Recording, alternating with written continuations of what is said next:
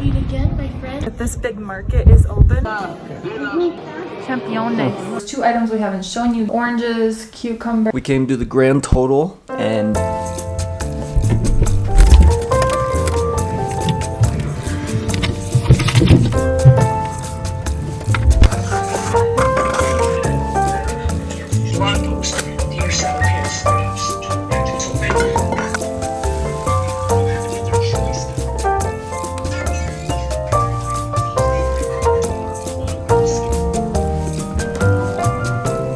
good morning, guys. I'm starting out the day with egg, cheese, and avocado. And while I eat, I'm gonna be working on this video from Colombia. Take a look.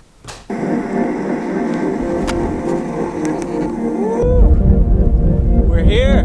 The water is like bath water. Really? It's really warm. Look at this, a little salt beach.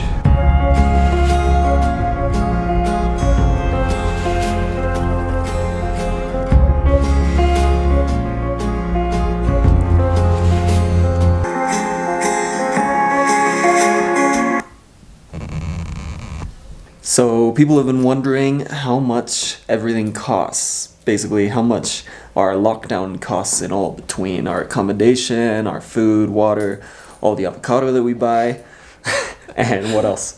Alcohol.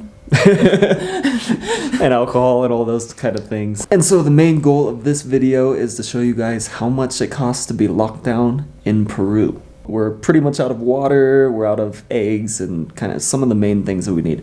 So we're gonna go to a market and get some food, and we're gonna tell you how much that costs, and then we'll come back and we'll go over everything else with you guys.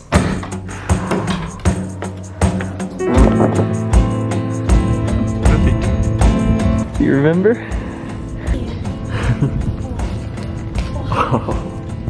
Meet again, my friend. Alright, we're lucky enough that this big market is open and they have a bunch of fresh produce, fruit and everything, so we'll get a lot of our stuff there and it should be cheaper than other stores.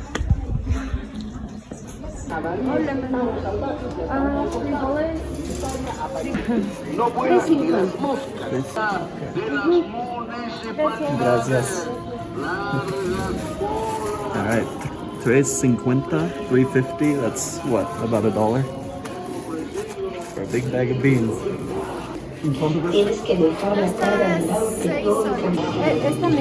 Okay.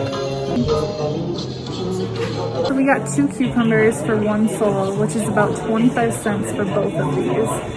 And then we got 6 tomatoes. Pretty big tomatoes. Yeah, and for all 6 of these, it was like 70 cents. And then because she thinks we're making a salad, she gave us a little lime or a lemon to put on top.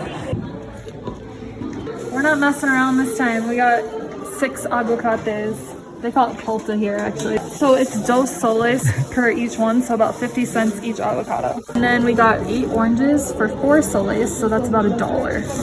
So we got 5 bananas and it cost us about $1.50. Whoa, that's cool. It's going into her little cave. What are you getting now? Championes. Oh, all right. ¿Cuánto cuesta? 6 soles.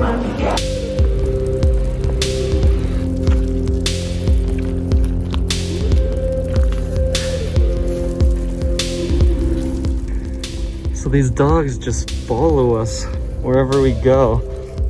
Once Lindsay pets them, they're ours. It's all my fault. No matter where we go, there he is. We're not alone. We made a lot of new friends in Cusco.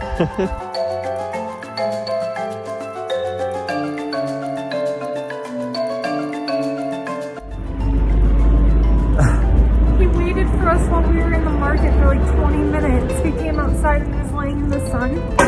And then he saw us and started following again. Hold your foot, buddy. Oh. All right, we're done with the shopping for the day. We're gonna go back, we're gonna put it all together, see how much it all costs. This is what we have. So while we were at the market, we showed you most of everything that we bought and how much it was, but there was 2 items we haven't shown you yet. We got mushrooms for about $2. We got 30 eggs for 13 soles, which is $3.75. So all the produce that you see here was $14 in all. So we don't really know how true these prices really are because locals might get it cheaper. We've noticed that a few times when we've gone to buy eggs, they try to charge us more money than they should be, and then we have to talk them down because we know how much they're worth. So after we went to the outside market to get all our produce, we had to go to our store called Gatos, which is a little grocery store, and that's where we got the rest of this stuff. Lindsay, take them away. These were only 1 sole, so it was like 25 cents for this bag of chips. All of these big bags of chips, they were all about $2 each.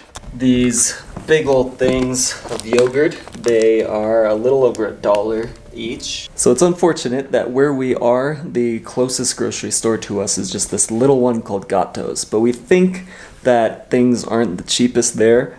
So if we had actually a bigger, like a supermarket near us, then a lot of this stuff would probably be cheaper. Our masks were about $1 each, and that is now a necessity, and you have to add that to the cost of your quarantine. Alright, so next we're going to talk about our meals, so breakfast, lunch, and dinner. For breakfast, we usually have avocado, eggs, cheese, and a tortilla, and we calculated that that costs about 70 cents. For breakfast, 70 cents. For lunch, we spend about $1.20. So for lunch, we typically have a sandwich, which would be avocado, tomato, bread, cheese, and egg. Typical dinner consists of either quinoa or pasta as the base, and then we add avocado, tomato, cheese, butter, a little bit of salt, and then some sauce usually. So that all comes out to about $2 for dinner. So it looks like for our meals for the day and maybe a snack or two, it's typically around $6 each for the day. And then if we're being realistic, we usually have an ice cream treat or some kind of candy every day, just to spice it up a little. And then we do have alcohol too. We calculated probably about $3 each on the days that we do drink alcohol, but we don't have alcohol every single day. So, and then we do buy bottled water, so that usually costs about $1 a day per person. So if we add the ice cream treats and the alcohol in there for those days, it's probably closer to $10 each per day for all of our meals and food and alcohol. Pretty damn good. That's a lot cheaper than what we were spending going out to eat, so this lockdown is definitely causing us to save money. So next is our Airbnb. So when we calculated the cost, it was around a little less than $20 per day for this Airbnb with multiple rooms. And so if we split that down the middle, it's about $9 per day. Okay, so here's an extra one here. This is something that you should have, and especially with coronavirus going around, it's definitely a necessity, and that is travel insurance. I've been using the same travel insurance for a year, a really good one that came out called Safety Wing. And it's actually really cheap. So if you look here, for 4 weeks, it's about $40. And so for a week, it's $10, and that comes out to a little bit more than $1 per day. And if you want to get health insurance, I have a link for Safety Wing, and that's below if you want to check it out. So we came to the grand total, and this is for each of us. It comes out to $20 per day for this lockdown. And so in our case, and probably for your case, you're going to be wherever you are for at least a month. So our monthly total is $600. Technically, we probably could do this cheaper. There are some Airbnbs that are probably half the price. They're just not as nice, so that's an option. And we probably could save money on certain grocery items that we get because one of the markets that we go to is kind of more expensive, but it's close by. And we eat about 4 avocados per day. And that would shave off about $100 if we stopped eating those. And the alcohol is like a third of our cost of food. So if we just cut out alcohol completely, that would save us a lot of money. Let me see if that's right. Which is like a third of the cost. But that's not going to happen. But yeah, let's be realistic. We're probably not going to cut that out. That's one of the things we look forward to most during the day. I know. The thing is, we both eat generally pretty healthy when we're home, but when you're on lockdown and you can't do anything and you're just sitting here, you start snacking. You want something to look forward to besides just watching TV all day. So that's why we really like our ice cream and our chips and that kind of stuff while we're just stuck inside. And it's unfortunate, but what else are we gonna do with our time? So we really appreciated your guys' comments and have really enjoyed reading them. So we want to do this for a lot of the videos where we feature some of your guys' comments and respond to them. The first one today is from DSW. I'm gonna paraphrase here.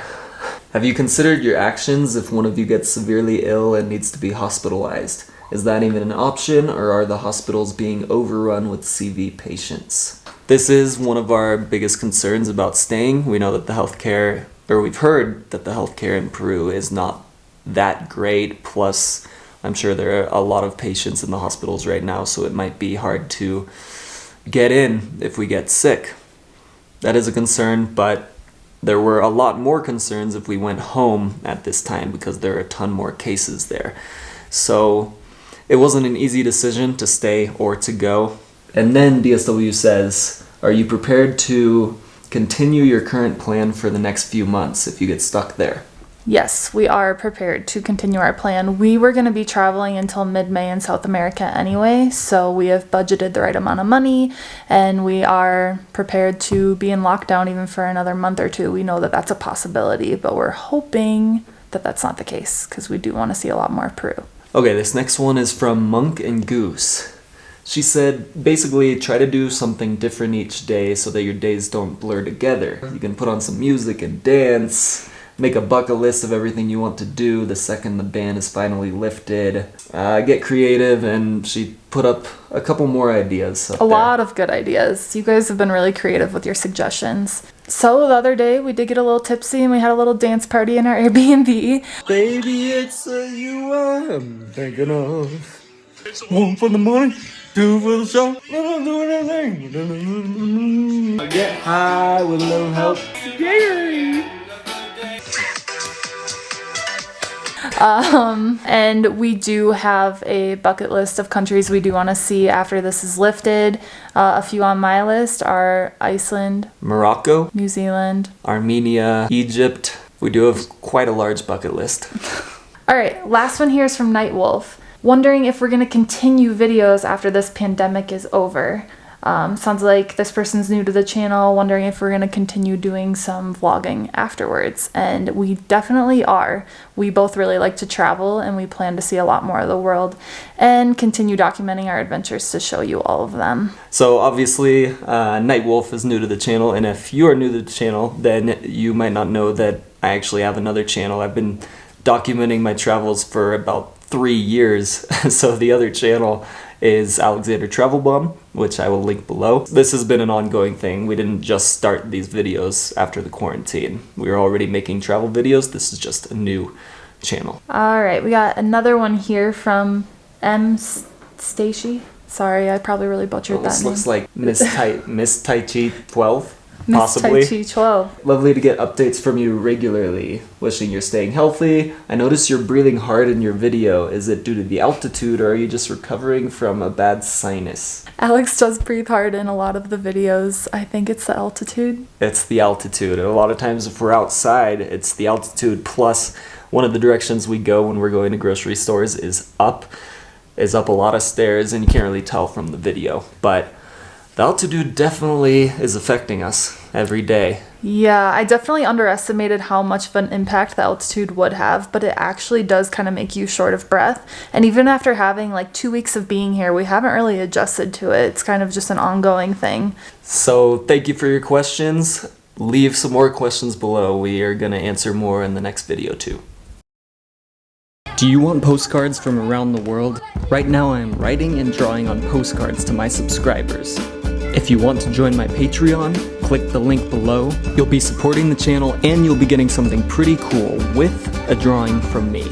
Hey, thanks for making it all the way through this video. If you want to watch more, click one of these videos. Subscribe, because I'm traveling all around the world and I'm sharing the whole thing with you. Thanks.